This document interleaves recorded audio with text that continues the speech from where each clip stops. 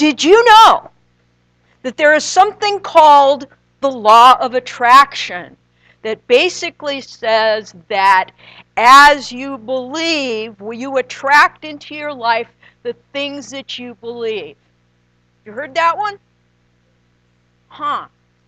Did you know that in order to have love in your life, you have to love yourself first?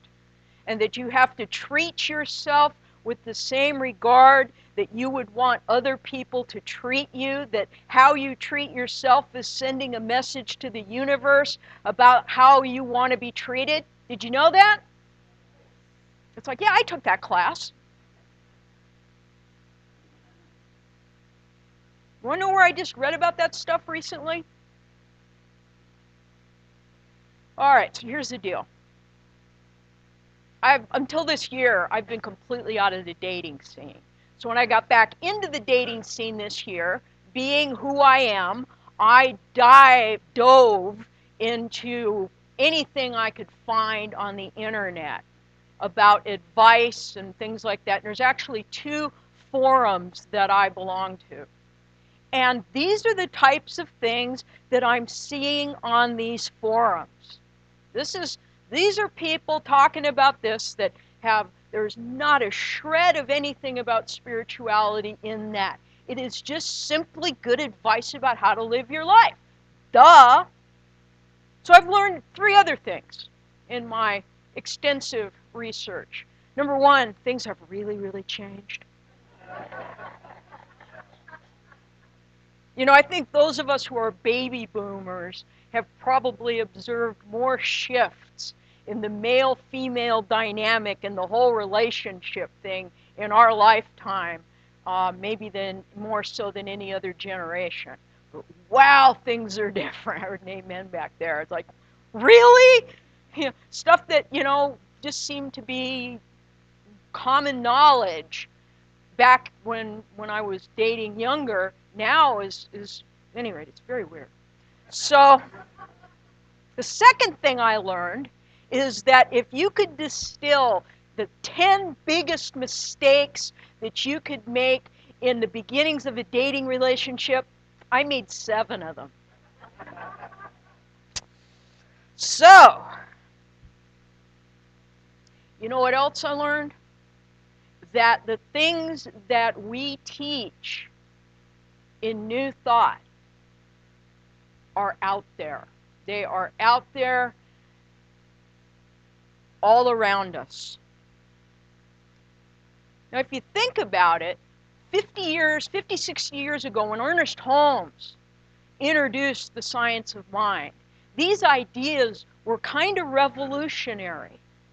And that's why, as he began speaking, especially when he brought his message out to California and was speaking down in Hollywood and Beverly Hills, that these ideas of affirmation and creativity and change your thinking, change your life, these were revolutionary ideas. And he was packing the Wiltern Theater with everyone from the wealthy Rodeo Drive scene to actors, producers. There's like almost a who's who list of Hollywood who were showing up for his talks, because he was talking about concepts that we were brand new and out on the edge in those days. Anymore, it's pretty common. It's not out there. It is not, So, what are maybe radical ideas 50 or 60 years ago are pretty mainstream today, really.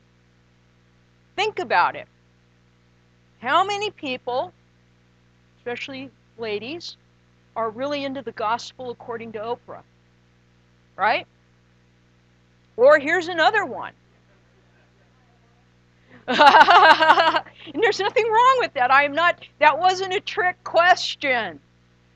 I think that, when she got all on board the Secret bandwagon, and when she's inviting Michael Beckwith, and he was on her show at least twice that I can think of, and putting those ideas and those practices out to an audience that might not otherwise have heard it, that's a good thing. Here's another one. Joel Osteen. Yeah, lots of nodding heads. You know, even people I know outside of this teaching talk about Joel Osteen. And what he talks about is positive thinking. This very similar, you know, without some of the more the more religious dogma that creeps into, you know, his message because of his, you know, whatever flavor of Baptist he is. And there's a lot of flavors. He's talking about the same stuff that we as science of mind ministers and new thought ministers are talking about all the time. So what were radical ideas are becoming more and more mainstream. So what does that mean for us as Centers for Spiritual Living, as a spiritual movement? Now, 2 weeks ago, I went to the ministers' conference down in Southern California, San Clemente, actually, so I got my beach fix, finally. And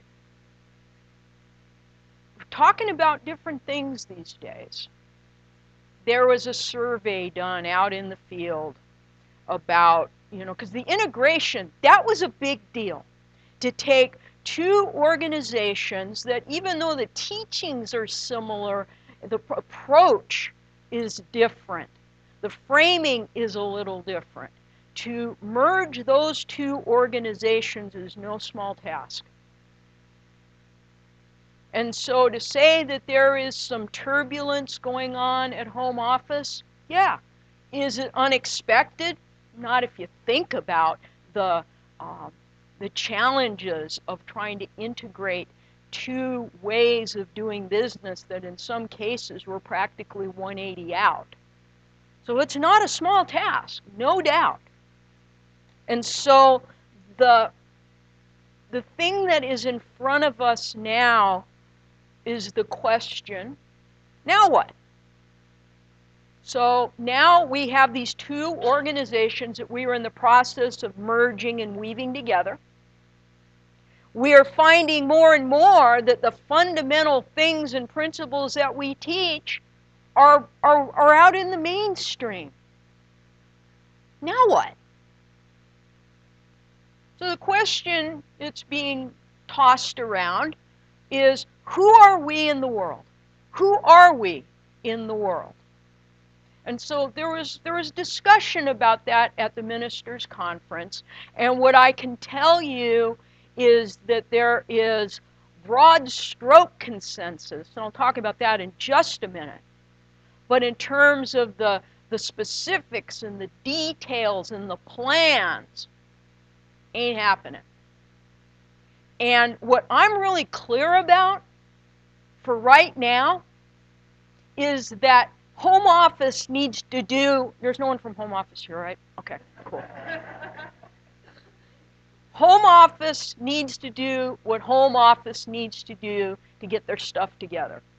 And God bless them, I wouldn't want that job. But you know what?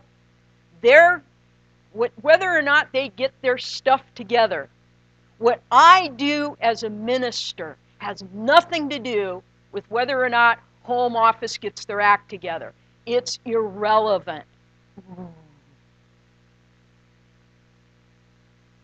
Because the new paradigm, so here's the deal. So Dr. Ken Gordon, who is our community, well, actually spiritual leader now that we call it, he gave a talk.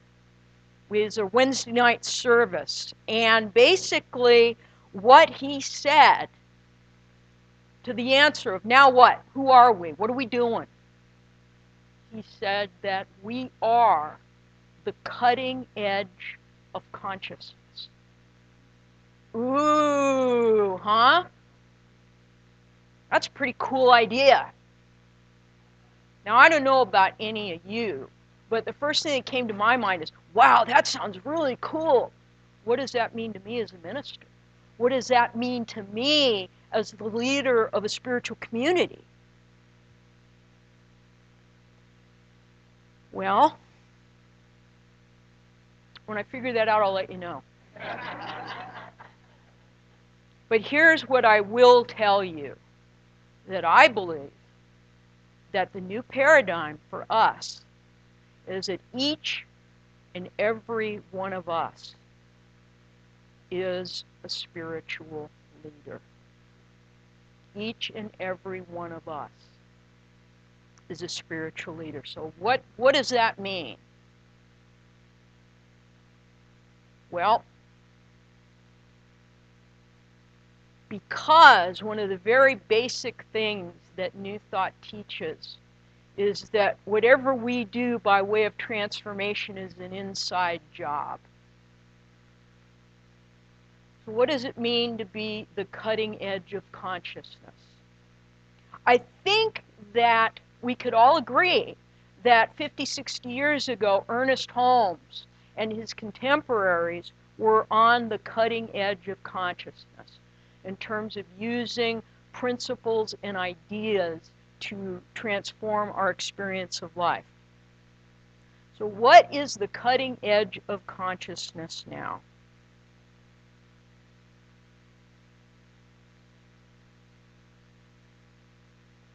And so the question becomes, as a Center for Spiritual Living, and as specifically Mountainside Center for Spiritual Living, specifically Reverend Robin as a minister, what do we have to offer now that someone isn't going to find by turning on Oprah or reading dating advice columns? What do we have to offer that is not more readily available than ever out there? Because here's the deal. People talk about being concerned about our numbers, okay? No big secret. We talk about it. You've talked about it at Leadership Council. You've talked about it amongst yourself and tried to kind of figure out, well, what's causing this? Why is this so? You know what? We're not alone. We are not alone by any stretch of the imagination. And in fact, do you know that our average attendance, even though it has decreased over the last few years, do you know that we are still well within the bell curve of average attendance in our movement? We are not an anomaly. We are not a tiny center. We are not, experiencing any shifting, shrinking, reshaping, reforming. We're not experiencing anything that isn't being experienced by centers for spiritual living across this country. Why? Well, one of the reasons why is because we're kind of redefining ourselves too. Evolution is inevitable. And so the question before us is, what do we have to offer that can't be found just out there someplace else? And I think that's a question for us to contemplate as a center. It's certainly something for me to contemplate as a minister. Now, what I will say for me and my passion is to make spirituality accessible, to make spirituality something that you can practice in your daily life. If your spirituality, if you leave it at the door when you go to work during the day, maybe you've done your meditation and you've done your prayer work and whatever else that you do, if that stays in your prayer chair when you go to work, there's something missing. And that's what I have always been about, is to make it a part of who you are and how you show up in the world. And to make that accessible. It is not extraordinary. It is not supernatural.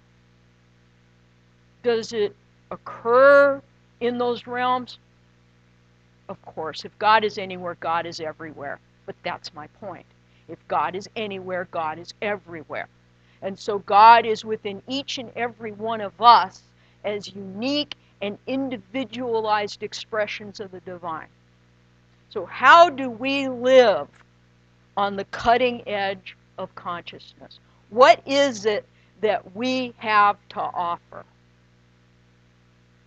One of the things that I think is unique about Mountainside, and I think that it is our niche, if you will, in this area, is that we are a spiritual family. I think that we are hardwired to want to be part of something. We were not meant to be alone. We were divinely designed to be in relationship with other people. And to come together with like-minded people is very powerful. That's why I want to believe that when you leave here on Sunday afternoons, you're uplifted. Whether it's because of the absolutely fabulous message I give, usually, frequently, or whether it's because you had a really great one-on-one discussion with a friend, or you had a power prayer session, you played music, and it really uplifted you. You listened to music, and it turned you on. That's what we have to offer above and beyond the principles of New Thought that are already out there in all kinds of forums. I'm going to give you a crash course. Some of you who have taken classes with me have heard, and I think I've stood up here with the chart more than once, about the 4 kingdoms of consciousness. How many have heard of that? Basically, it goes like this. Here's the crash course. Okay, imagine 4 quadrants, okay? So down here, lower right, is kingdom 1, otherwise known as to me. That is what most of us refer to as victim consciousness. You're not doing life, life's doing you, all over you. It's someone else's fault. They did it. Nothing you can do. You are powerless. Poor, pitiful me. Life sucks and then you die. That's kingdom 1. A lot of people come into this teaching in kingdom 1. I did. So then we start learning about these principles. We learn about the law of attraction. We learn about affirmations. We learn about change your thinking, change your life. And we move up to kingdom 2. Again, this is on the right side. So the movement is kingdom 1 to kingdom 2. And instead of being it done to me, I'm doing it. So, hey, I'm doing my affirmations. I'm doing my prayer. I'm manifesting those parking spots. Hey, this stuff works. What a concept. And I think that there are a lot of people in this world right now that are hanging out in Kingdom 2 that have never set foot into a spiritual center of any way, shape, or form. You can follow the gospel according to Oprah and get there. And I think that that's a good thing. So, back in the day, the teachings of Science of Mind and Spirit supported people in getting from Kingdom 1 to Kingdom 2. But now, over time, I think more and more people have come up into Kingdom 2. All right? So you got Kingdom 1 and Kingdom 2, which is pretty much about us. Either we are the doer or the doee. Life is doing us or we're doing life. But it's about us. It's about us doing the work. And there's nothing wrong with that. Nothing wrong with that at all.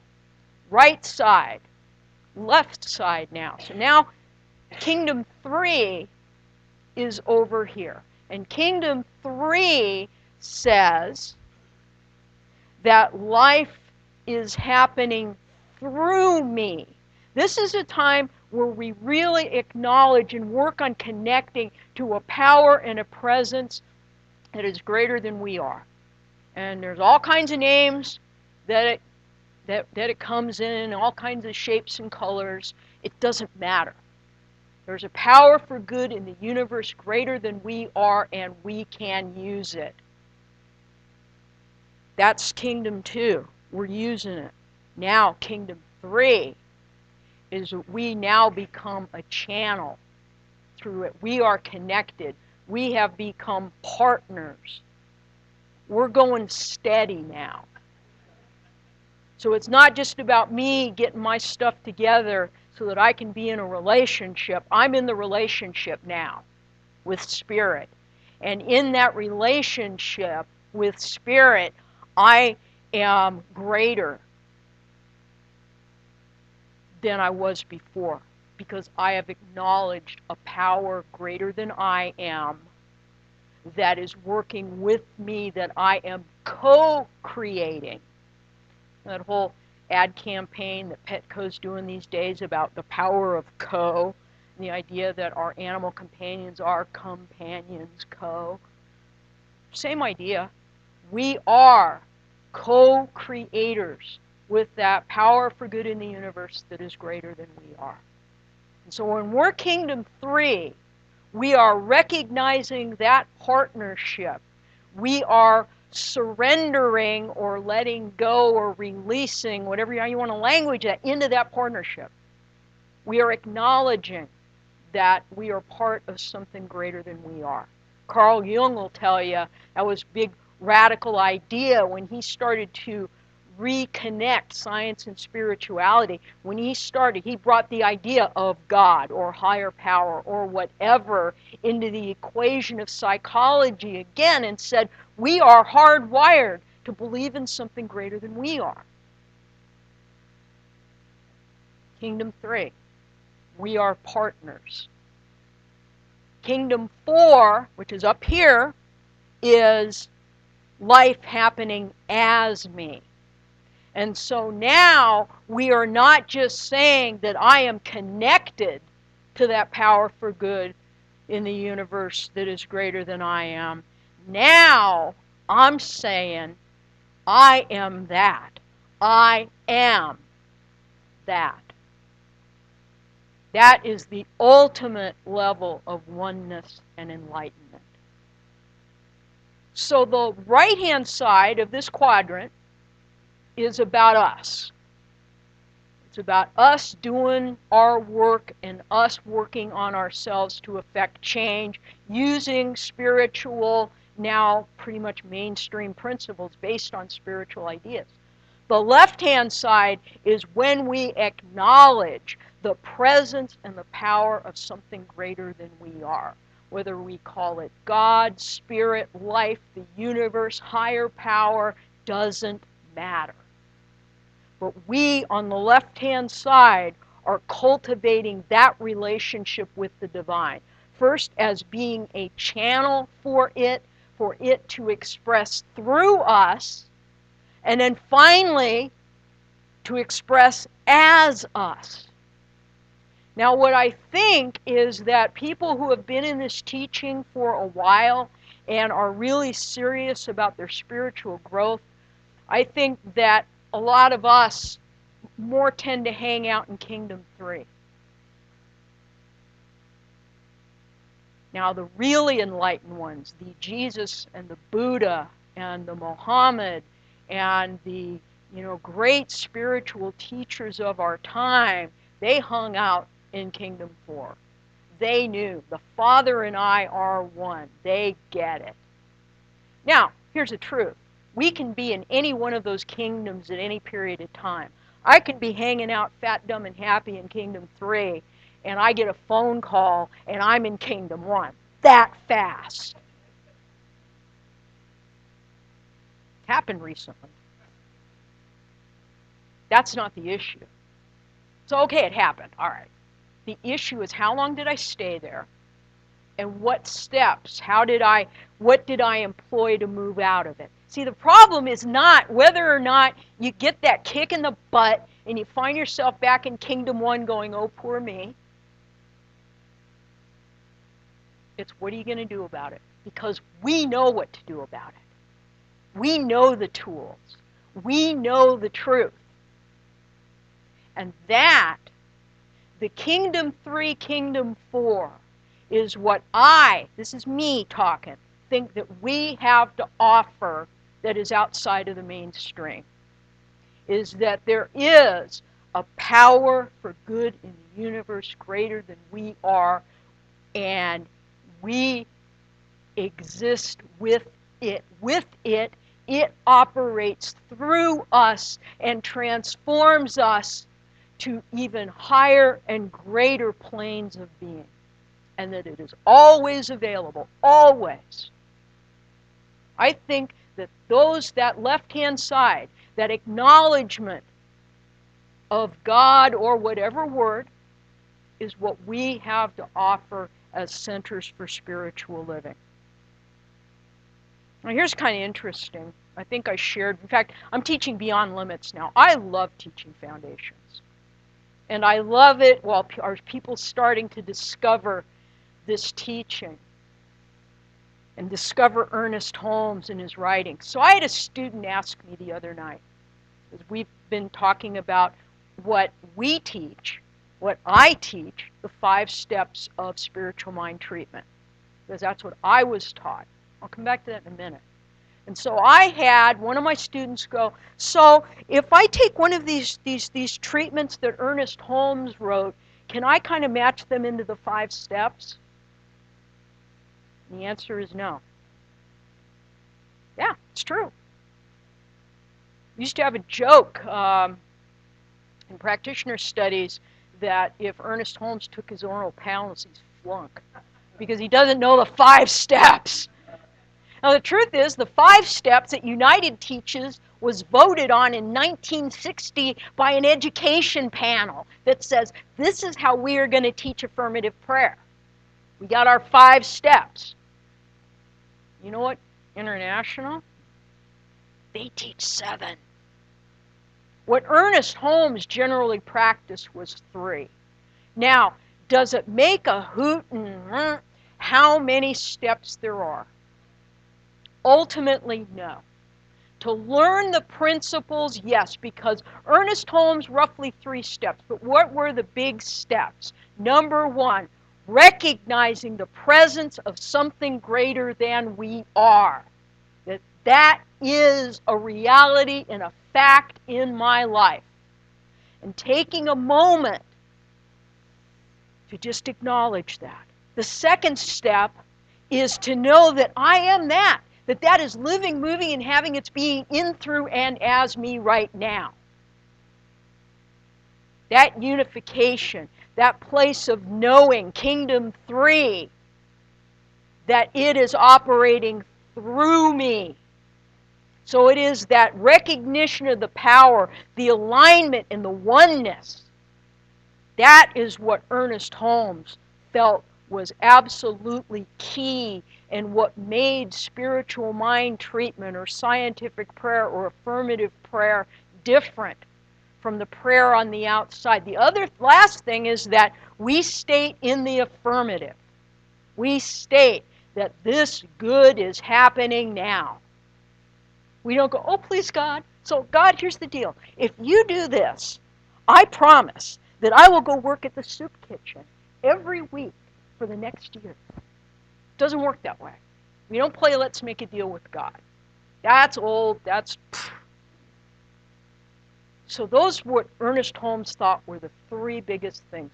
Our recognition, our unification, our stating in the affirmative the good that is already ours, and then letting it go. Just letting it go. Letting it plant the seed. You don't keep digging it up. You plant it and you know it's going to grow.